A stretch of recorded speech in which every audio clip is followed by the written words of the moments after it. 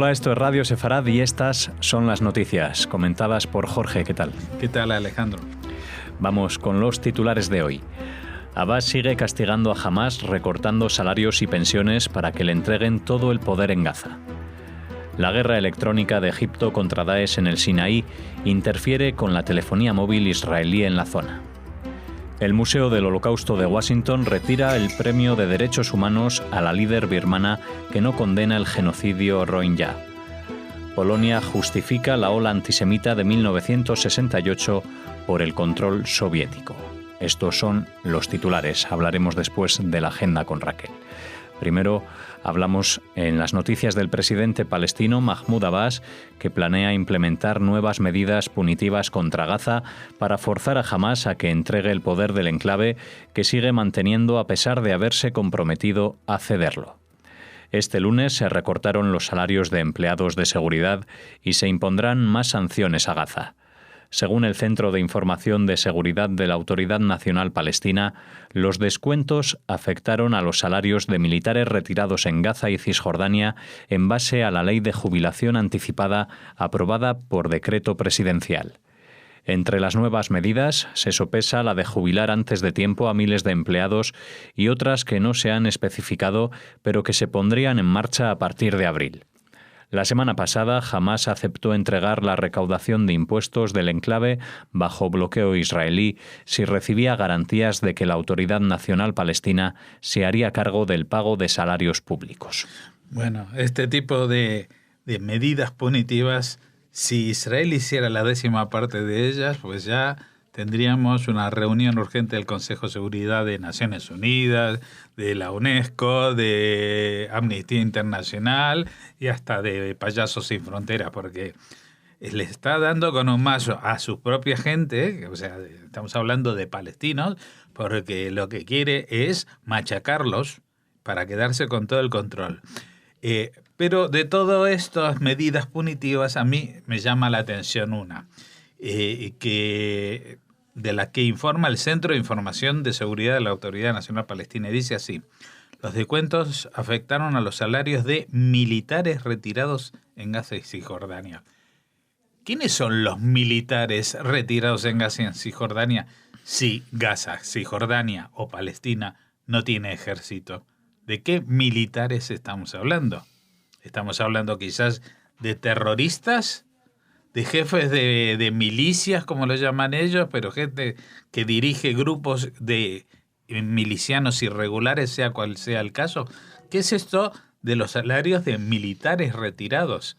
¿Y quiénes son los militares retirados? Yo realmente, cuando vi esta noticia, dije, a ningún periodista de los que publica esto automáticamente, aunque sea un becario, se le ocurre pensar, oye, pero este país tiene ejército, y si no tiene ejército, ¿quiénes son los militares retirados? Bueno, a los militares retirados le han retirado parte del salario. Igual es que no existen esos militares y es una frase para asustar a los de Gaza y decir, les vamos a descontar y los vamos a hacer sufrir. Ya les han quitado la electricidad, les han quitado el salario, les han quitado las conexiones, no quieren pagar el agua. Es que esto es un maltrato de un pueblo que si se fuera, cuando hay un maltrato de un pueblo a otro pueblo de la categoría de lo que están haciendo los palestinos de Cisjordania con los de Gaza, sería bastante lícito calificarlo incluso de genocidio. Pero cuando es una parte de un pueblo a otra parte de un pueblo, ¿cómo se lo califica? No sé, porque esto es... me recuerda, el único ejemplo que tengo de algo parecido es lo que pasó con los Khmeres rojos en Camboya en los años 80, que era una especie de genocidio interno a la propia gente que no se sumaba a la ideología de los líderes. Así que, bueno... se supone que hay que alegrarse porque Mahmoud Abbas, que es el supuesto líder moderado de Palestina, va a tener el control incluso sobre la franja de Gaza que controlaban los malos de Hamás. La pregunta es, Y los que vienen ahora, que es Mahmoud Abbas, ¿esos son los buenos? Pues realmente, yo no sé si utilizar esa frase que porque desprecia a un país latinoamericano que dice vamos de Guatemala en Guatepeor, pero realmente las perspectivas que hay para el liderazgo palestino no solamente que no apuntan a nada mejor, sino que son terribles. La campaña de Egipto contra Daesh en las últimas semanas interfiere con las redes de telefonía móvil israelí en el sur del país. Como parte de la campaña contra los yihadistas, la aviación egipcia utiliza aviones especializados que despegan del Cairo y vuelan durante horas cerca de la frontera del Sinaí con Israel, realizando operaciones de inteligencia, vigilancia y reconocimiento, así como operando sistemas electrónicos avanzados en una suerte de guerra electrónica. El ministro de Comunicaciones israelí confirmó que responsables militares y de defensa israelíes se habían reunido con sus homólogos egipcios y que la recepción móvil volverá a su normal funcionamiento en breve, tras más de una semana de interferencias. Sí, vamos a explicar. Cuando Israel firma el tratado de paz con Egipto, por el cual le devuelve el Sinaí, en el año 79, con el presidente Sadat y Menachem Begin, por parte israelí, se decide que lo que es el desierto de Sinaí iba a ser una parte desmilitarizada. Y eso estaba muy bien durante muchos años, hasta que surge este fenómeno del Daesh y aprovechan que esta zona está desmilitarizada justamente para instalar allí unos cuarteles generales de terrorismo en la zona, que ataca especialmente a los policías, que son los representantes, digamos, de la autoridad egipcia en la zona, ya que no hay militares.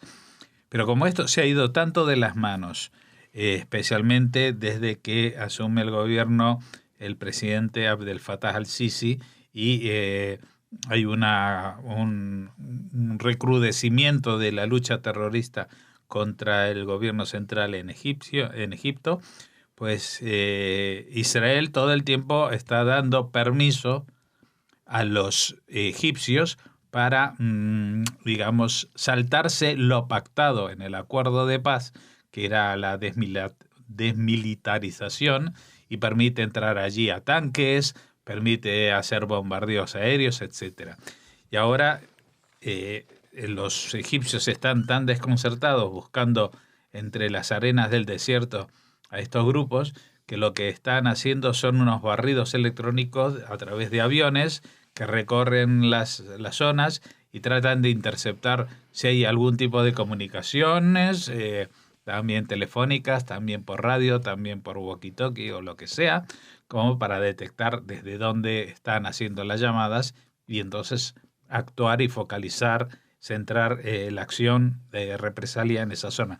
Lo que pasa es que eso está pegado a la frontera con Israel, y entonces estos movimientos e interferencias que hace la aviación egipcia puede ser que le sirvan para detectar a los terroristas de Daesh, pero también está interfiriendo con el sistema de comunicaciones de Israel, la telefonía móvil, especialmente en la zona sur. Así que ha tenido que salir el propio comandante en jefe del ejército israelí para avisar de que, bueno, que han habido problemas por esta acción de los egipcios, pero que en breve tratarán de que esto se solucione, porque lo que no se puede es, para que ellos encuentren a los terroristas, dejar a Israel sin teléfono, ¿no? El Museo Memorial del Holocausto de Estados Unidos retiró un reconocimiento por la defensa de los derechos humanos concedido a la Premio Nobel de la Paz y líder de facto de Myanmar, antes Birmania, Aung San Suu Kyi, ante la pasividad para condenar y parar la brutal campaña contra los Rohingya, que condenó con mucha tibieza los mensajes de odio de su partido. En 2012, el centro le otorgó la primera edición del premio Elie Wiesel debido a la inspiración para millones de personas que supusieron su resistencia a la dictadura militar y su defensa de la libertad y los derechos humanos para todas las personas de su país. En 1991 ya fue la ganadora del Premio Nobel de la Paz por su oposición pacífica durante la dictadura birmana entre 1962 y 2011. En 2015, el museo publicó un informe en el que reconocían signos de un genocidio incipiente y en 2017 hicieron públicos datos que documentaban crímenes de lesa humanidad, limpieza étnica y lo que calificaron como crecientes evidencias de genocidio cometido por los militares birmanos contra los civiles rohingya desde octubre de 2016. Sí, tenemos un problema, como se dice en el cine, Houston, tenemos un problema. El problema es que parece que los adalides de la paz, por lo menos en este caso, Aung San Suu Kyi, pues solamente querían la paz para con ella, pero no de ella para con los demás. Y ella lidera un partido político que está gobernando y que está cometiendo un genocidio y bueno, dice, bueno, sí, hay que entenderlo, que vamos, que es increíble, pero es así.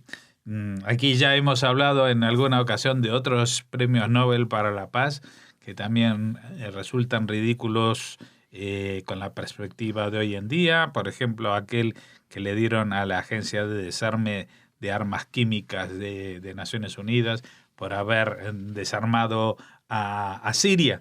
Y después siguieron los ataques con armas químicas hasta el día de hoy.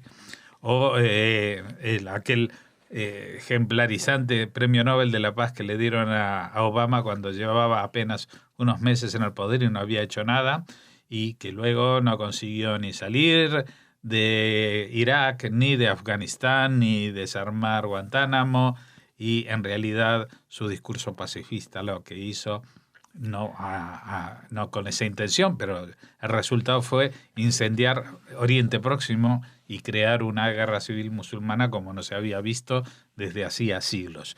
Así que hay que tener muchísimo cuidado con los premios Nobel de la Paz. Yo recomiendo dárselas a gente desconocida, que no tengan aspiraciones políticas y que no tengan la posibilidad, como en el caso de esta señora de Birmania, de alguna vez subir al poder y demostrar que la paz es algo muy, muy, muy relativo. El primer ministro polaco recordó que Polonia estaba bajo control soviético cuando en 1968 se produjo el éxodo de miles de judíos que tuvieron que marcharse ante la ola de antisemitismo instigada por el gobierno comunista como respuesta a la crisis política que vivía el país. El Parlamento polaco aprobó una resolución donde condenó la actuación de las autoridades comunistas en la campaña antisemita que llevó a más de 20.000 judíos a abandonar Polonia entre marzo de 1968 y 1970. La mayoría de historiadores considera hoy que la ola de antisemitismo instigada por las autoridades comunistas fue una forma de distraer la atención de la opinión pública ante las primeras manifestaciones estudiantiles contra el régimen polaco, mientras en la vecina Checoslovaquia tenía lugar la Primavera de Praga.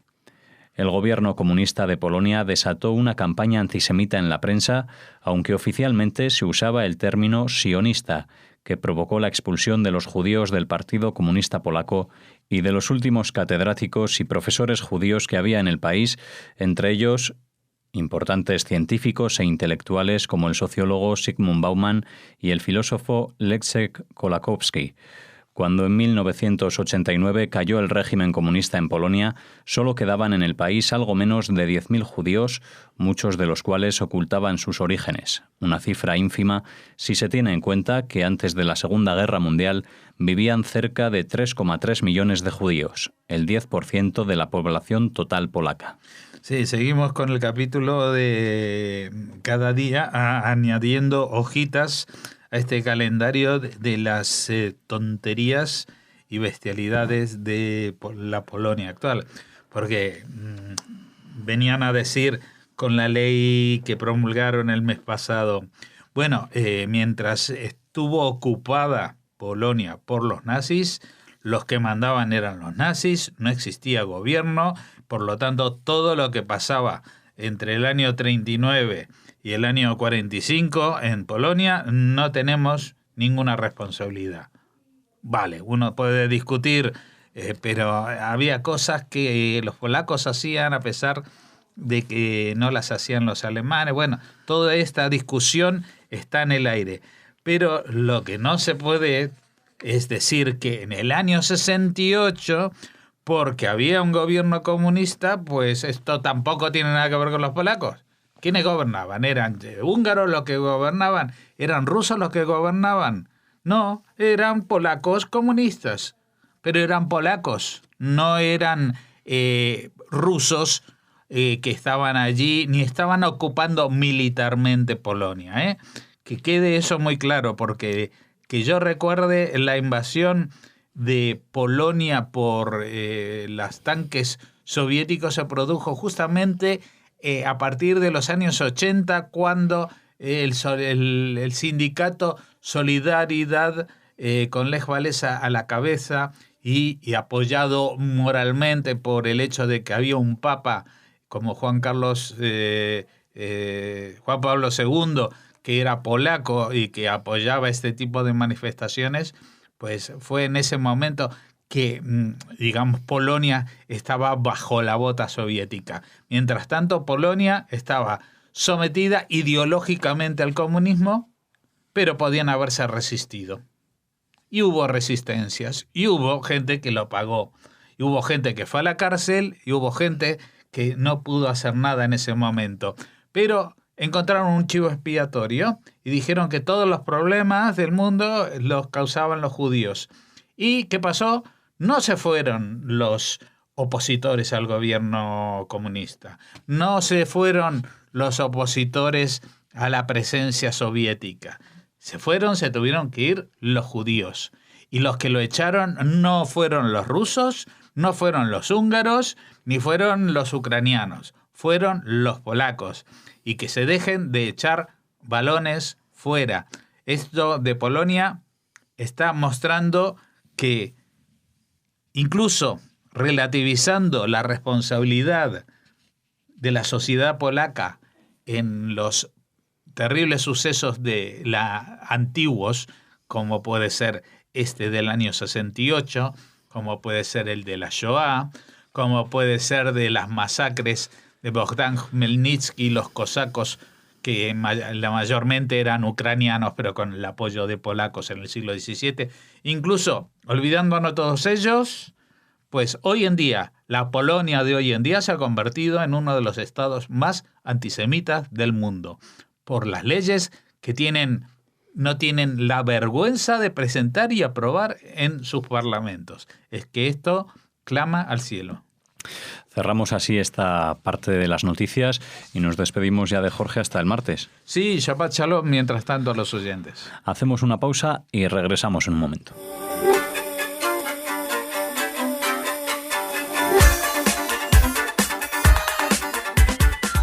Pues ya estamos en la segunda parte, en la agenda, cerrando la semana. Raquel, ¿qué tal? Hola Alex, hola a todos. Pues aquí estamos sin recomendación literaria, ya lo que nos teníamos. Ya hemos hecho 3 a lo largo de esta semana, así que vamos a hablar de otros asuntos que también son interesantes. Una recomendación teatral, bueno, que pues es importantísima también. Perfecto. El Teatro Akameri y el Teatro Abima reponen una versión especial de la obra maestra de Hanoch Levin, El niño suena, 25 años después de su estreno en 1993. Entonces fue una producción conjunta del Teatro Abima, el Teatro de Haifa y el Festival Israel. Este autor, Hanoch Levin, es ahora más relevante que nunca y Henri Nitzan, director artístico del Teatro Akameri, vuelve a dirigir la obra tal como lo hizo hace 8 años cuando la ópera israelí en 2010 la puso en escena como una ópera israelí homónima con música de Gil Shohat. Con un elenco estelar, con artistas de ambos teatros, se está presentando en los 2 escenarios. Esta obra está considerada una de las piezas más importantes de la dramaturgia israelí y una de las más poéticas. En ella, Levin describe un viaje alegórico de los refugiados que no son bienvenidos en ningún lugar y salen en busca de asilo, un tema de absoluta actualidad. ¿Dónde podemos ver la obra? En el Teatro Akameri y en el Teatro Abima, en ambos escenarios. Aquí en Madrid. No, en Tel Aviv. En Tel Aviv, claro. Sí. No, Perdón. Vamos a ubicarnos. Perdón, es ya como si Penélope con Pedro. Y como igual. Pedro por su casa, que también se dice. Perdónenme. Sí, como nos escuchan de tantos sitios, ¿no? Al final estamos verdad. internacionalmente. Bueno, vamos a seguir en Israel.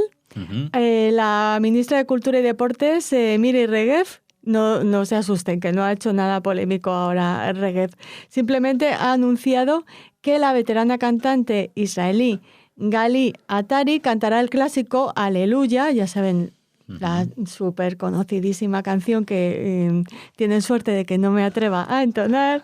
Bueno, pues la cantará junto con la moderna estrella del pop Idan Ben Saken en la celebración oficial de los 70 años de la independencia de Israel que se va a llevar a cabo el próximo abril. Atari ganó Eurovisión en 1979 cuando interpretó Aleluya con la agrupación Milan Honey, Leche y Miel, integrada por Reuben Givitz, Shmulik Bilu y Yehuda Tamir. Ha dicho la ministra, ha dicho Regev, estoy feliz de que Gari Atari y Edan Ben Saken interpretan Aleluya juntas para abrir las celebraciones del 70 aniversario. Veo una gran importancia en la conexión intergeneracional entre estas dos artistas increíbles. Y la estrella del pop, Ben Saken, ha dicho que está feliz de que Atari se una a esta canción. Tan pronto como me pidieron que participara, inmediatamente dije que estaría encantada de hacerlo. Y bueno, según el diario israelí Yediot Aharonot, en el comité de planificación, el comité de planificación de los actos que se van a celebrar con motivo del 70 aniversario, intervino cuando escuchó que se le había pedido a Ben Saken que cantara la canción sola y convenció a los organizadores, les convenció para que contaran también con Atari. Y según Regev, ella intervino personalmente con Atari por segunda vez y la convenció de participar en las celebraciones. Bueno, pero Así ella no una cantará. aleluya para Regev. Bueno, muy bien. ¿Con qué cerramos la agenda y la semana? Pues invitándoles a una visita guiada teatralizada que nos proponen desde la Asociación Juventa de Jaén, colabora la Diputación Provincial Jienense. El título de la visita guiada es Patrimonio Material e Inmaterial, Patrimonio Histórico, Leyendas, Personajes, Curiosidades de Jaén. Se va a celebrar este viernes 9 de marzo a las 7 de la tarde. Las plazas son limitadas.